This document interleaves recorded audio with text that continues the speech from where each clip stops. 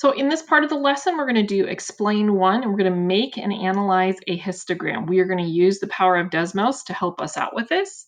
So the first thing we're going to do is make a histogram of the baby weights from Explore 1. Hopefully you still have that data in Desmos.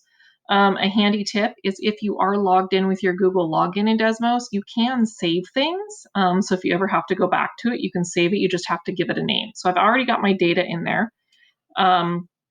And the first thing that I am going to do, so I've got the data, is I'm going to create a histogram. And just like many of the other things, I'm just going to start typing in histogram. Spell it right though. Histogram. Okay, now notice it has a little error message there. And sometimes in the error message, it says, okay, I got to use parentheses, and then more stuff came up. I have to tell it what data set and how wide I want my histogram. So I'm going to use data set X of 1 because the data is, they wanted the baby weight on this one.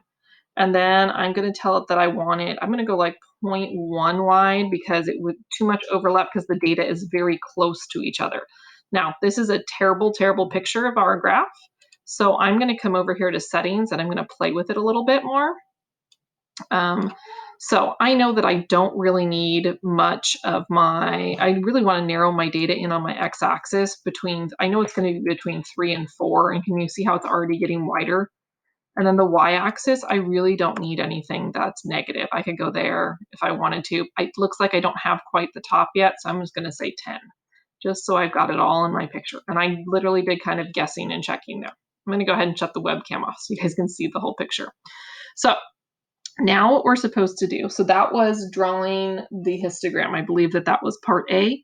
You guys, you can, if you're using this for your homework to prove that you did it, you can export your image if you want to, or just take a screenshot of it and bring that into your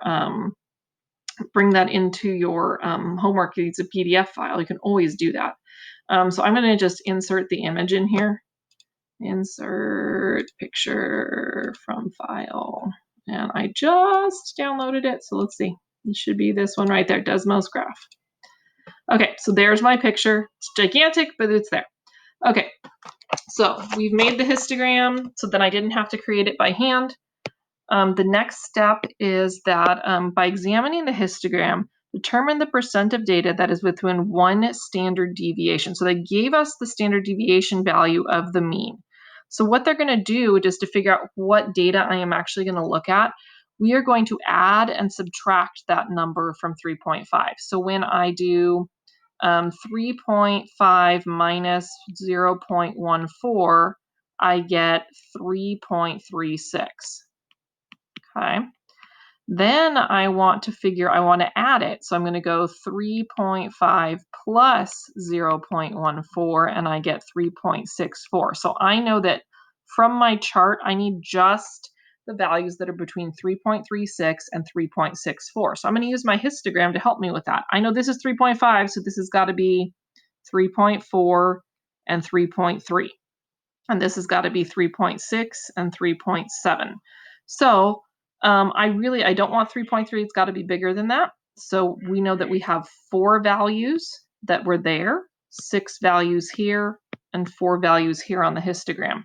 So that means that we know that out of the 20 values we had to begin with, that 14 of them, so 14 out of the 20, are within what they're calling one standard deviation. So if I figured that out in percent, I believe, I'm looking at my answer key just to make sure I'm getting it right. I believe we are at 70% or within the normal interval. And I think that's it because we kind of did the explanation as we were going through. So 70% are within the normal interval. Then it's asking us, suppose one of the baby weights chosen at random. By examining the histogram, determine the probability that the weight is more than one standard deviation above the mean. So we know one standard deviation puts us kind of here. More than one standard deviation, meaning more than one away from the middle, or the mean, sorry, the average, is got to be these two right here. We know that this one has a height of 2 and this one has a height of 1. So that means that 3 out of the 20 fall into that category. And when we do that percentage and take 3 divided by 20, we end up with 15%, or 0.15. I'm putting the wrong numbers in, and then when I move that, it's 15%. So the equals should go there and then there. I should have done that here too. Should have been 0.7 and then there. Okay. All right. So now we're going to look at another problem very similar. We're going to do baby, they gave us now the lengths of the babies. So I'm going to go back to Desmos. I've already got this pre-done. I believe it's that one. Let me open that one up. And yep, there's the lengths of all the babies. Okay, so I'm going to create a histogram again by typing in histogram. And I want my data in y(x) sub 1. And then, I don't know, let's play with the data width on this one. Let's say we want it just at 1 and see what happens. And again, you notice I don't see it on there at all. All of my heights were down in the 18, 19s, 20s. So I'm going to hit my settings again. I'm going to switch my x-axis to maybe, I don't know, the smallest one's like 17. So let's try 15. Let's go all the way up to like 25. See how all of a sudden I got all this value, I got all the values. And I can zoom in and zoom out if I want to. So it looks like, so that'd be 20, 19, 18, 17. Okay, so I think we've got it there. And we can see the height there is going to be 6. If I wanted to make that a little bit better, I could go on my y-axis and go 0 to maybe, I don't know, 8. And that might get us just a slightly better picture. Okay, I'm going to go ahead and download my graph again, export my image. Again, that's optional. You could just screenshot it, and that will give you the same thing. And I'm going to insert it here. And I'm using, to do my presentations, I use OneNote. So you're a little different than yours, than your ability on the Chromebook. All right, so here we go. Here's my picture. I know that this is 20, so that has to be 21, 22, 23. This has to be 19, 18, 17. Okay. So we've made the histogram.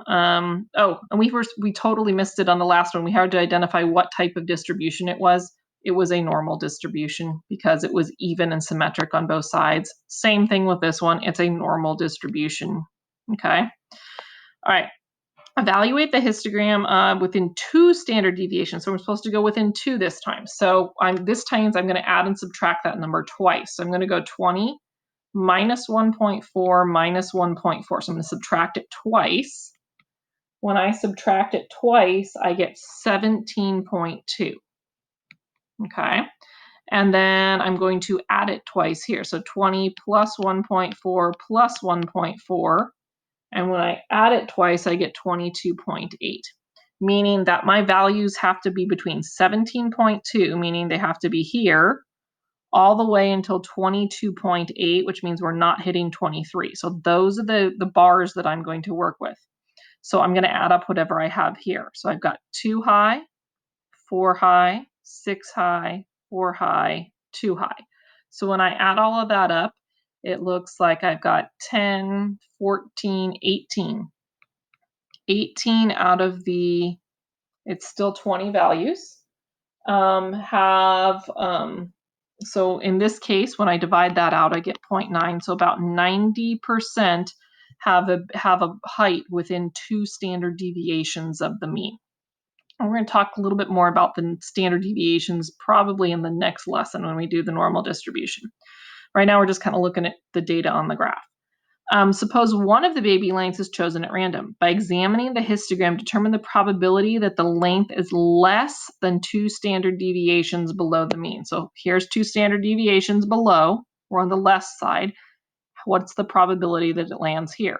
That, notice, is a height of 2. This is a height of 1. So only 1 out of 20 times does this happen, which means that when I divide that out, is only 0.05.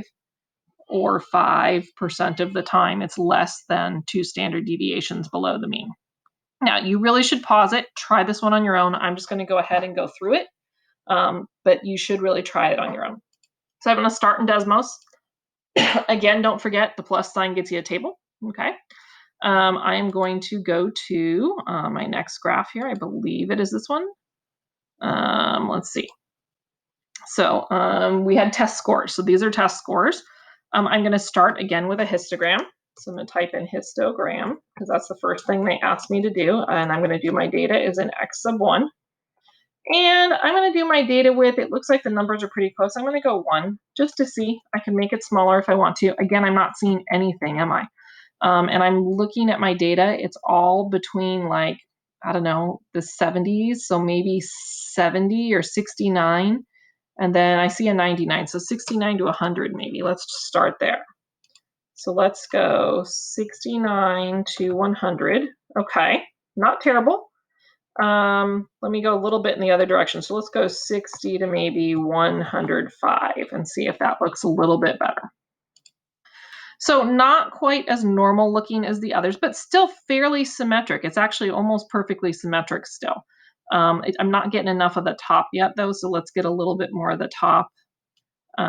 Let's say I'm going to go from 0 to, I don't know, 20. 0 to 20 is way too much. 0 to 10, that's better. All right, so I've got my picture. I'm going to export it really quick. I apologize if you hear my children in the background. Okay. Insert pictures from file. And there's my graph. Okay. Ooh, boy. Where's everything going? I want to take this guy, move him over. Okay. So the one in the middle has to be, so it's still looking very normal, right? It's looking still like a normal curve. So it's not skewed one direction or the other. We know in the middle, it was, the mean is 83. So that's got to be our mean right there. And we're going 2 standard deviations. Again, we're using this value that they gave us. So I'm going to take 83 and I'm going to subtract twice because it said 2. If it's only 1 standard deviation, I only subtract once. So when I do that calculation, I should be getting 70.4. And then I'm going to do the same thing and I'm going to add it twice. And when I add it twice, I end up with 95.6. So let's see if we can figure that out on our graph here. So 90 is right there. So this is 91, 92, 93. Ooh, that's skipping by more than 1, isn't it? If that's 83, 95 would be exactly halfway between 90 and 100, right? And there's 1, 2, 3, 4. So it's probably right about here. I'm going to guess is 95. It's right in there somewhere. We'll see if my numbers come out right. And then 70.4. Oh, I'm totally wrong. It's on the other side of this. Okay. Ah, wrong thing. Nope, erase. Okay. So 95 is probably like right in here. So this one's going to get included in it. And then 70.4 is going to be like right here. So all of these are going to be included inside, and just these 2 on the outside are going to get excluded. So I would just count my heights again. So it looks like I've got a 1, a 1. Looks like I got 2 more 1s there.